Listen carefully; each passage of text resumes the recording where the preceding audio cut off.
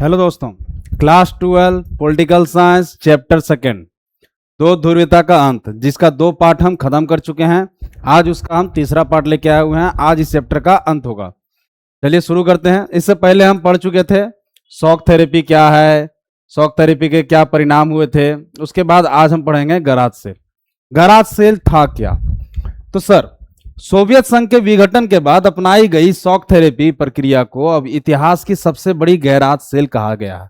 इस दौरान सरकार उद्योग और बहुमूल्य संपत्तियों को निजी हाथों में बहुत कम कीमतों पर बेचा गया था। हुआ क्या था, अचानक से साम्यवादी अर्थव्यवस्था से तुरंत पूंजीवादी अर्थव्यवस्था की तरफ यूएसएसआर जाने लगा। तो यहाँ पे क्या हुआ, जितनी भी बहुमूल्य कंपनियां थी जिसको गवर्नमेंट चला रही थी, उसका जो भी देख रेख कर रहा था वो गवर्नमेंट खुद कर रहा था, उन सबको क्या किया गया, औने पौने दामों में बेच दिया गया। इसे ही गराज सेल कहा गया। अब देखिए गराज सेल क्यों कहा गया।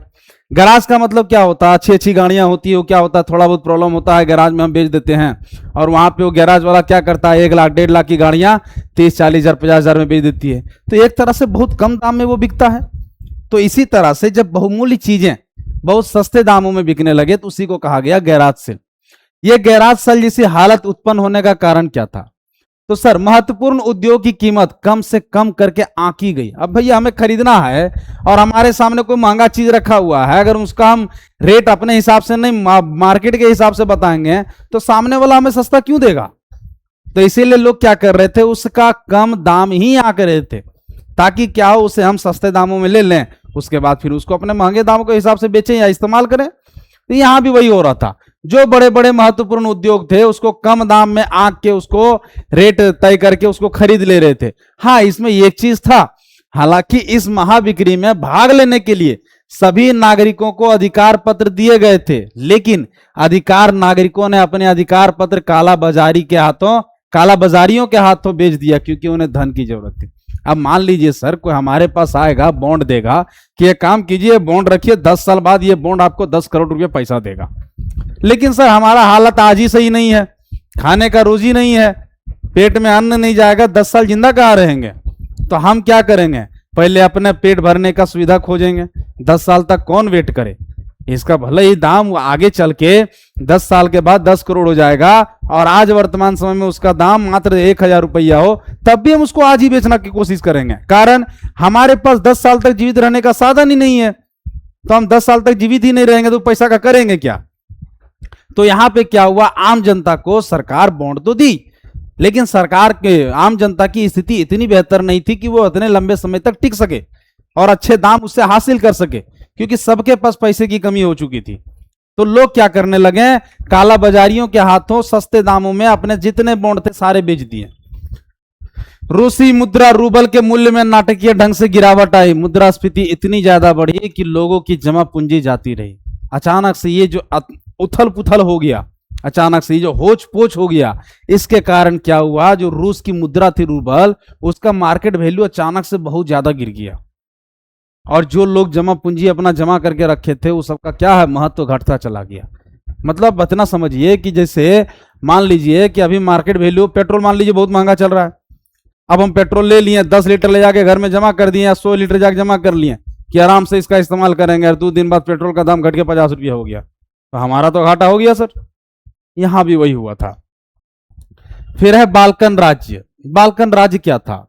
तो सर भौगोलिक दृष्टि से देखा जाए तो बाल्कन राज्य 3 ओर समुद्र से घिरा हुआ है, जिसके पूर्व में क्या है, काला सागर तथा दक्षिण में भूमध्य सागर है। देखिए बाल्कन कंट्री, इसके पूर्व में इधर ये जो है, यहां देखिए पूर्व में ये है काला सागर, और इसके यहां जो दक्षिण में है, इधर दक्षिण में ये है भूमध्य सागर। ठीक है सर, यहां पे भी दिया हुआ भाई, बस यहां पे क्या, काला सागर भूमध्य सागर का नाम नहीं लिखा हुआ, बाकी जो लिस्ट है बाल्कन कंट्रीज के वो दिया हुआ है। पूरी साम्यवादी देश और भारत। चलिए पहले देख लीजिए आप कौन कौन से हैं बाल्कन देश। इसमें अल्बानिया, बोस्निया, हर्जगोविना, सर्बिया, तुर्की, यूनान, मैसेडोनिया आदि प्रमुख रूप से गणतंत्र देश शामिल हैं। कुछ अन्य राज्यों को भी इसमें शामिल किया जाता है, जैसे स्लोवेनिया और रोमानिया, ये आपको नहीं पूछेगा। फिर है पूर्व साम्यवादी देश और भारत।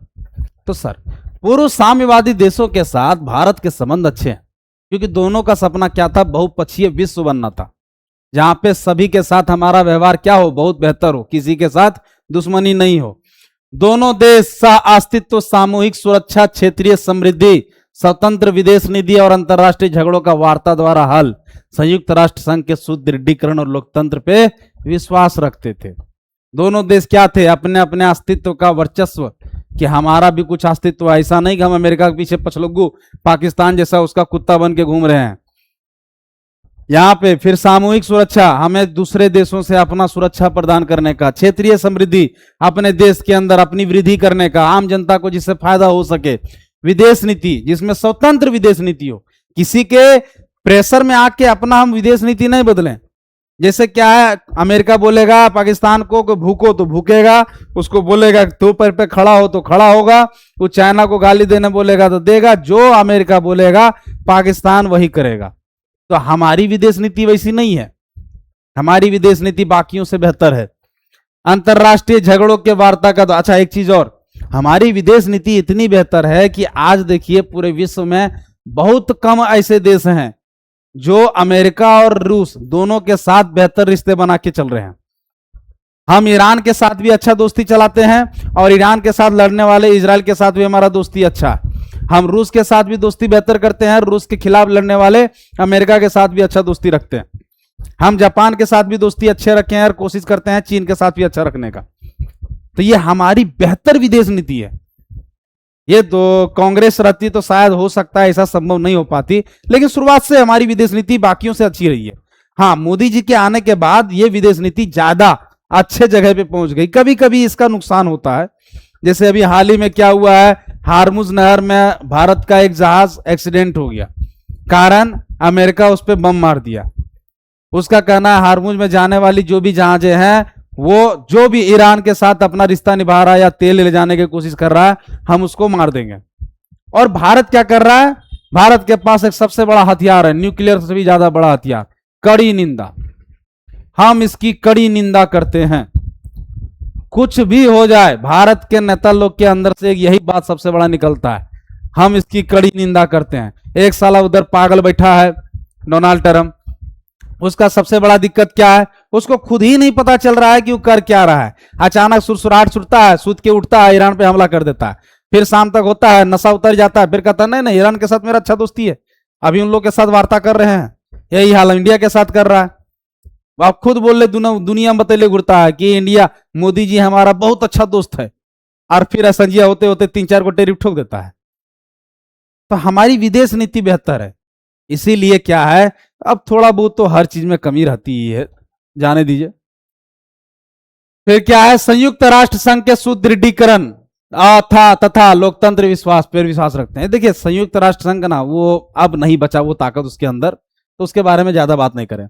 2001 में भारत और रूस के द्वारा क्या हुआ, 80 द्विपक्षीय समझौता पर हस्ताक्षर हुए थे। शिक्षा, रक्षा के क्षेत्र में, कृषि के क्षेत्र में, आपका उपग्रहों के क्षेत्र में से अंतरिक्ष के क्षेत्र में, बहुत सारे ऐसे ऐसे क्षेत्र में 80 लगभग द्विपक्षीय समझौते हुए थे।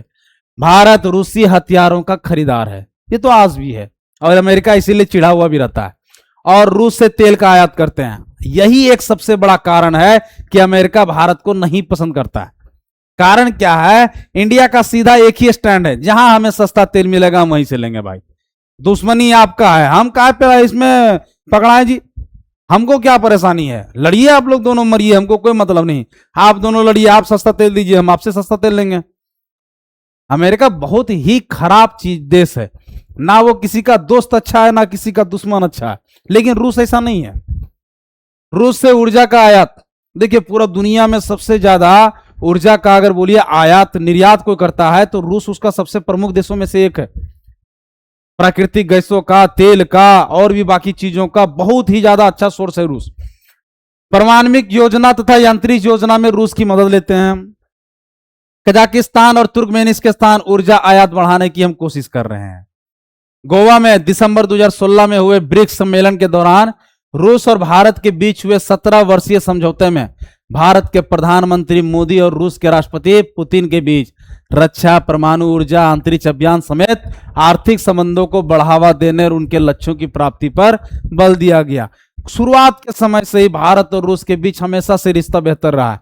कई सारे दोनों के बीच में क्या होते जा रहे हैं, आपका दोनों के बीच में रक्षा संबंधित या और भी बहुत सारी चीजें संबंधित समझौते होते रहे हैं। एक ध्रुवीय व्यवस्था क्या है, तो सर 1991 में सोवियत संघ के विघटन के बाद यूएसएसआर का ताकत अब उतना बचा नहीं। आप पूरे तरह से पूरे दुनिया पे किसका डंका बजने लगा, अमेरिका का। तो सर वही है ये 1991 में सोवियत संघ के विघटन के बाद शीत युद्ध का अंत हो गया तथा संयुक्त राज्य अमेरिका का विश्व राजनीति में प्रभाव बढ़ गया। वर्तमान समय में कोई ऐसा देश नहीं है जो अमेरिका जैसे महाशक्ति को चुनौती दे सके। इस व्यवस्था को एक ध्रुवीय विश्व व्यवस्था कहते हैं। देखिए, अगर रक्षा के क्षेत्र में आए तो अमेरिका को टक्कर देने वाले एक दो देश हैं, जैसे उत्तरी कोरिया, उससे पूरा दुनिया कोई लड़ना नहीं चाहता। वो दुनिया का सबसे पागल देश है, वहां का नेता पागल है, उसको फर्क ही नहीं पड़ता है कि हम जिंदा बचे चाहे नहीं बचे। सामने वाला कोई हमला करता है, पहले खत्म करो उसको। बहुत ही टेपा देश है, नेता है वहां का किम जोंग उन। और चीन भी धीरे धीरे बढ़ते जा रहा है, इसलिए अमेरिका चीन को नहीं पसंद करता है। कारण क्या है, चीन अब अपने यहां पे क्या है, अपनी शक्तियों का इतना ज्यादा इजाफा कर चुका है कि अब दूसरे ध्रुवीयता अगर कभी विश्व में फैला तो यूएसएसआर और चाइना के बीच में फैलेगा। इंडिया कहीं भी नहीं है, रूस का लगभग अस्तित्व इसमें खत्म हो चुका है। नई विश्व व्यवस्था क्या है, सन 1990 में इराक ने अपने पड़ोसी देश कुवैत पर हमला किया और बड़ी तेजी से उस पर कब्जा कर लिया। इराक के विरुद्ध संयुक्त राष्ट्र ने कुवैत को मुक्त कराने के लिए बल प्रयोग की अनुमति दे दी। अमेरिकी राष्ट्रपति जॉर्ज बुश ने नई विश्व व्यवस्था की संज्ञा दी। देखिए 1999 में क्या हुआ, 1990 में इराक क्या किया, कुवैत पे हमला कर दिया। अब कुवैत पे कब्जा जमाने के लिए चला गया। तो उसको देखते हुए संयुक्त राष्ट्र की स्थापना ही इसीलिए हुई थी कि भविष्य में कभी तीसरा विश्व युद्ध ना हो। तो इसीलिए क्या किया, कुवैत को आजाद कराने के लिए बल प्रयोग की अनुमति दे दी। तो इसी को अमेरिका के राष्ट्रपति जॉर्ज बुश ने नई विश्व व्यवस्था की संज्ञा दी थी। इराक पे आक्रमण की घटना क्या था, अमेरिका इराक के पीछे पड़ा था। इराक के कुवैत पर इराकी गतिविधियों के बाद शहीद तानाशाह सद्दाम हुसैन का शासनकाल हथियारों और योतनाओं के कुख्यात हो चुका था। हुआ क्या था, इराक का जब नया शासक बना सद्दाम हुसैन तो पूरे इराक में वो बहुत ज्यादा कुख्यात हो गया। किस कारण से, हत्या के लिए और भी बाकी चीजों के लिए। वो तानाशाह था, एक तरह से वो तानाशाह था। और मुसलमान जो सीरिया कानून, एक तरह समझिए सीरिया कानून को लागू करने के हिसाब से लगा हुआ होगा। इसके अलावा ये एक पहला कारण था अमेरिका के युद्ध करने का। दूसरा कारण क्या था, अमेरिका एक बहुत अच्छा बहाना देता है हर समय, जैसे अभी ईरान में दिया हुआ है कि वो परमाणु बम बना रहा था, इसी तरह से यहां इराक में भी किया। बोल क्या कर रहा है, अंदरूनी बम बना रहा है, जिससे क्या होगा, दुनिया में अराजकता फैलेगी। उसका समाधान करने के लिए हम हैं सर्वोसर्वा, दुनिया का सबसे शक्तिशाली देश अमेरिका। तो बोल हम हैं, वो बिन मांगल नेता वाला मौसा जी हैं जो सबका इलाज करने के लिए चल जाते हैं। तो ये वहां यही काम किए। अमेरिका ने यह बहाना बनाया कि इराक ने सामूहिक शस्त्र का विकास कर लिया है। अमेरिका की असली नजर इराक के विशाल तेल भंडार पर थी और अमेरिका ने संयुक्त राष्ट्र संघ की अनुमति के 19 मार्च 2003 को इराक पर हमला कर दिया।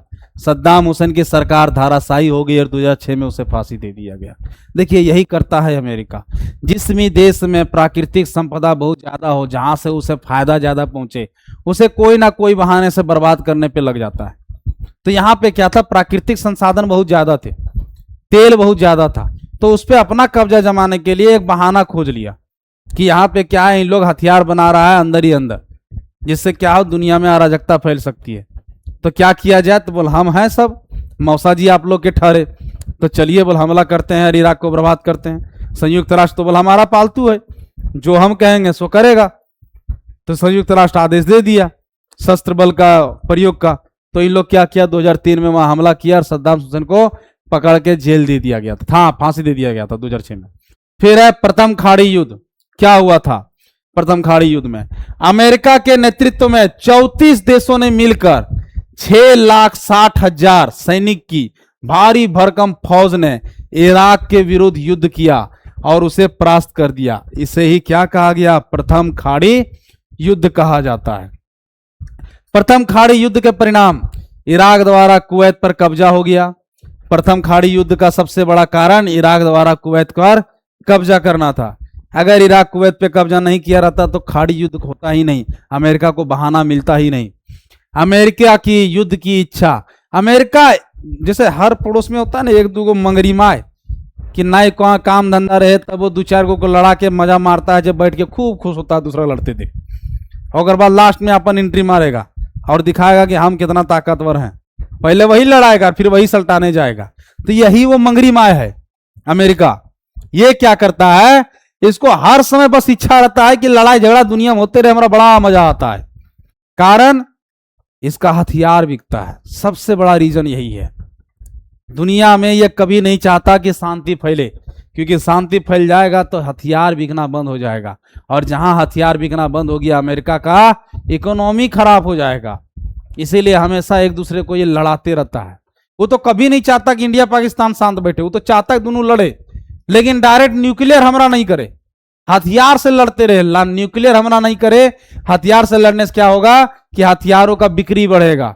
न्यूक्लियर का क्या, एक बम मैंने मारेंगे एक बम मैंने मारेगा, पता चला दुनिया खत्म। इसीलिए फिर है सोवियत संघ का पतन।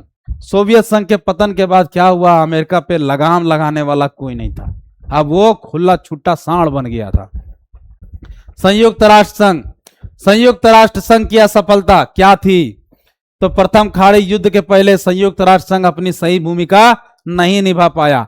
आज भी संयुक्त राष्ट्र संघ सही से काम नहीं कर पाता, कारण इसमें जो साझेदारी है, सबसे ज्यादा सहयोग है, वो अमेरिका ही करता है। इस कारण से क्या है, संयुक्त राष्ट्र संघ अमेरिका के खिलाफ नहीं जा पाता। तो अमेरिका जो भी इसे कहता है ये चुपचाप करता है, इस पे अमेरिका का प्रभाव ज्यादा है। तो इसीलिए क्या किया, अपनी भूमिका सही तरीके से नहीं निभा पाया। अब क्या हुआ, खाड़ी देश का युद्ध हुआ उसके बाद, तो सर इस युद्ध ने विश्व राजनीति में अमेरिका का वर्चस्व स्थापित कर दिया। दुनिया मान गई कि अमेरिका ही इस पूरे विश्व का सबसे शक्तिशाली देश है, उसका लोहा मानने लगी।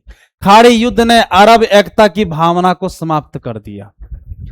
बीच में चल रहा था कि अरब के जितने देश हैं उनके बीच में एकता होना चाहिए, सब मुसलमान देश है, तो ये क्या हो, सब मुसलमान देश मिलके, जिस तरह पश्चिमी देश एक दूसरे के साथ मिलके कार्य करते हैं उसी तरह हम लोग भी करेंगे। इससे क्या होगा, हम लोग का विकास होगा, अर्थव्यवस्था मजबूत होगी, ये उन लोग चाहते थे। लेकिन जब खाड़ी देश खुद ही लड़ना शुरू कर दिए हैं और पूरे खाड़ी देश दो पक्षों में बंटने लग गए हैं, तो इन लोग का एकता खत्म हो गया। इस युद्ध के लिए 20 से ज्यादा देशों ने अपनी सैनिक टुकड़ी भेजी थी इस युद्ध को खत्म करने के लिए। यह युद्ध फरवरी 1991 में समाप्त हो गया, लेकिन इसके विरुद्ध लगाए गए प्रतिबंध अनेक वर्षों तक जारी रह गए। भीषण बमबारी से इराक व कुवैत में जान माल की हानि हुई। युद्ध होगा तो जान माल की हानि होना है। इस युद्ध ने सिद्ध कर दिया कि प्रौद्योगिकी के क्षेत्र में अमेरिका अन्य देशों की तुलना में काफी समृद्ध है। क्योंकि अमेरिका क्या है, आज भी अमेरिका अपने प्रौद्योगिकी पे बहुत ज्यादा फोकस करता है। सैटेलाइट हो, हथियार हो, या और कोई साइंस का नया प्रयोग हो, हर एक चीजों में। संयुक्त राष्ट्र संघ के इस सैन्य अभियान को ऑपरेशन डेजर्ट स्टॉर्म कहा गया।